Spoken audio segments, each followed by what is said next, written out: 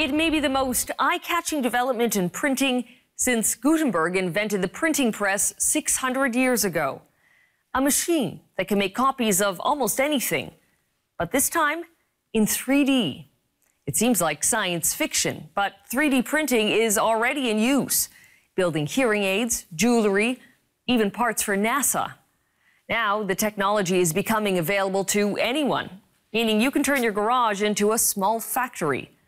So what would you build if you could create anything? Have a look.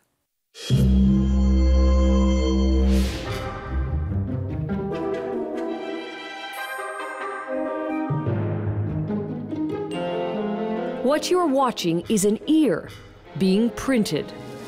Layer upon layer, tiny droplets are deposited, building up the structure.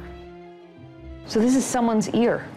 This would be printed to be someone's ear. Oh my goodness. The project is a type of 3D printing called bioprinting, led by Dr. Anthony Atala at the Wake Forest Institute for Regenerative Medicine in North Carolina.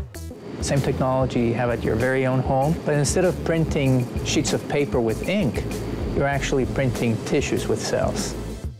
The premise is simple. Send a scanned image of a body part to the printer, and the machine starts building. Ears, noses, fingers. Dr. Atala's goal is to transplant the parts directly into patients. So we're actually testing a lot of these structures right now experimentally. The way it works is the cells are able to anchor onto the scaffold. They start making new tissue, and as that starts to happen, this scaffold goes away. An ear takes between 4 to 6 hours to make, printed with what's called bio-ink, a mixture of biodegradable gel and actual human cells. One of the big advantages of these technologies is that you are using the patient's own cells. And by doing so, really, you avoid the major problem of rejection. Dr. Atala has specialized in regenerative medicine since 1990. But it wasn't until this TED Talk 2 years ago that the promise of building body parts caught fire.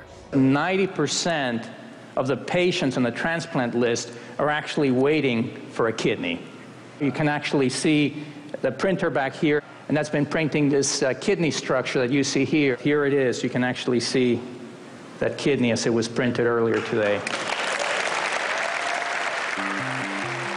While implanting kidneys like this is still at least a decade away, it holds the potential to revolutionize organ transplants.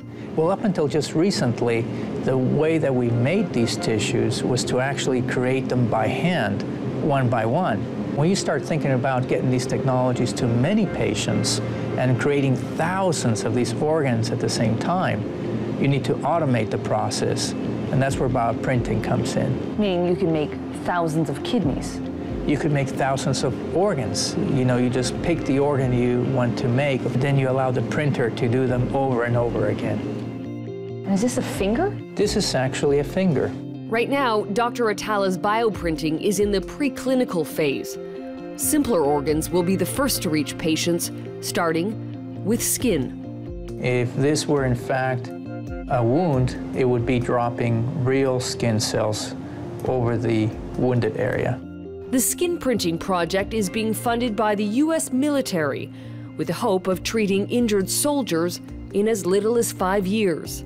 But while Dr. Atala's work is cutting edge, 3D printing isn't new.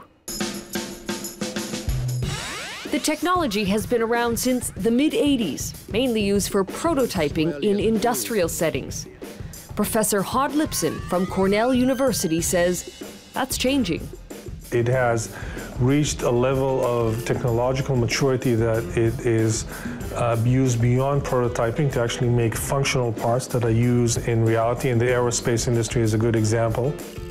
Some commercial planes are now outfitted with air ducts that are 3D printed, made smoother, lighter, and cheaper than the traditional method. Hollywood is using 3D printing to make costumes, like parts of the suit in Iron Man 2.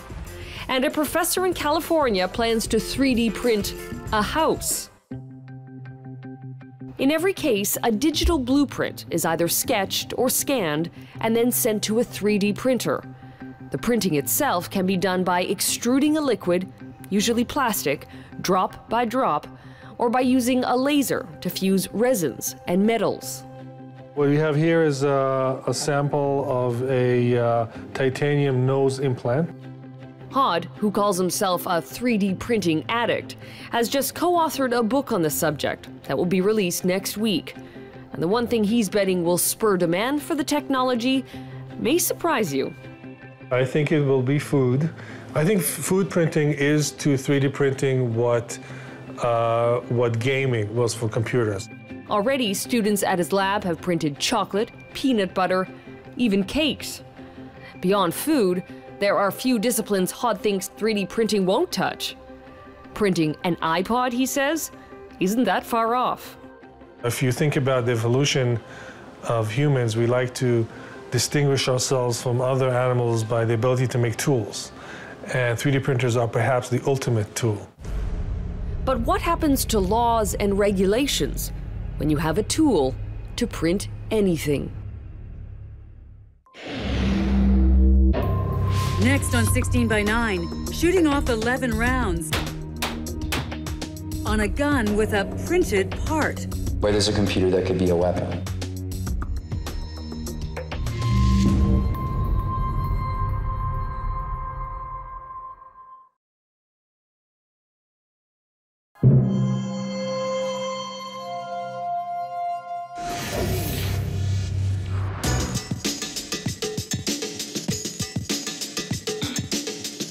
From guitars to race cars, even a model of your unborn child, people who embrace 3D printing are finding new uses for the emerging technology. Once used at the industrial level only, 3D printing has gone mainstream. Today in Manhattan, you can wander into a 3D printing store, the only of its kind, and take home your own printer for $2,200. Bree Pettis is the co-founder of MakerBot.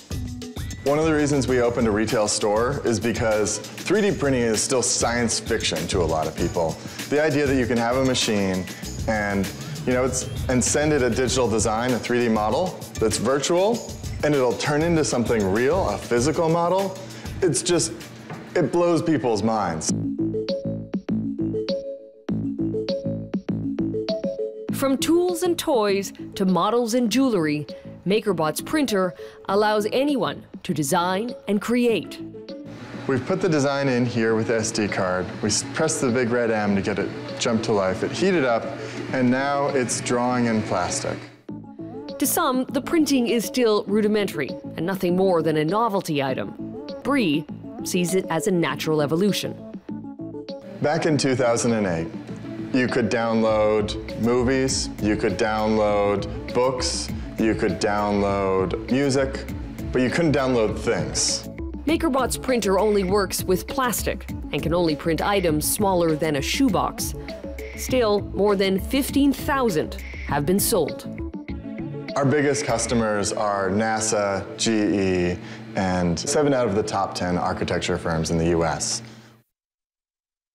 The digital blueprints for items are found on a website created by Bree and his team called Thingiverse. We've got a kitchen cabinet door handle. This is a fan duct for your air conditioner.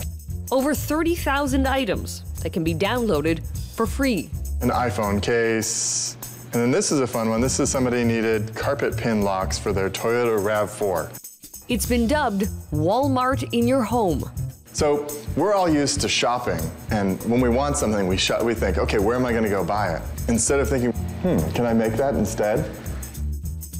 But when you can make anything, there are seemingly no boundaries. Which is exactly the point for Cody Wilson. We want to build the printable gun. The first in the world. Yeah, but the important part isn't to be the first, but to actually do it, to just have one. Cody, a law student in Austin, Texas, is spearheading a group that's trying to create the Wiki Weapon, a digital design for a gun that anyone can download and build using a 3D printer. You have said that what you're setting out to do will create a weapon at every computer. Yeah, in a way of thinking, right? Where there's a computer, there could be a weapon. Well, literally, where there's a 3D printer, right? I don't think most people want a weapon in their home. I think that's fine. You know, I don't think you should be armed, right? But I think you should have the choice to be. While making your own gun in the US isn't illegal, distributing the blueprints to others falls into a very gray territory. And that's where Cody is running into a number of roadblocks. So in the meantime, he's printing gun parts to avoid breaking any law. What's coming out is a lower receiver of an AR-15. The lower receiver is the only regulated part of an AR-15 semi-automatic rifle, crucial to making the weapon work. But as soon as this is clean, this will be ready to use. At the shooting range, the plastic part fires 11 rounds. That's good, considering we couldn't even get the pin in. So 11 is 11, you know. Back to the drawing board. People will know the name AR-15 today because it was infamously used in the Newtown, Connecticut mass shootings. That's true. And you're providing people a digital blueprint to replicate the regulated part of that gun. That's right, yeah. That will upset a whole lot of people. Sure, but many people are already aware of what this gun is. This gun has a proud, strong reputation coming out of Vietnam, you know, the civilian version of... Used for military purposes. That's right. It's a people killer. That's right. That's what a gun is, you know, at its essence. I mean, let's not talk about, you know, turkey shooting and hog hunting and stuff. I mean, what is a gun? A gun is a combat weapon, you know? And you want to give people a file to build one. That's right, yeah. Although Cody says he's not willing to go to jail over this, if American laws prevent him from moving forward, he may look for another country whose laws allow it. We've met people who are using this technology to print heart valves, ears, nose, skin. Sure.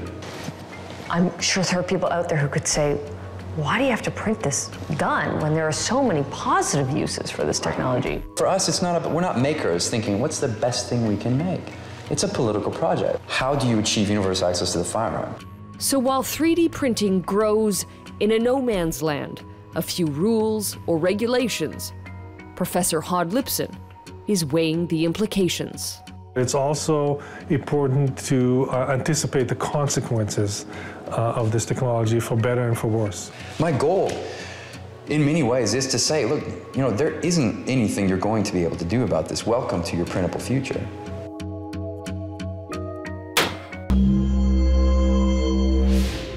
And that is our broadcast for tonight.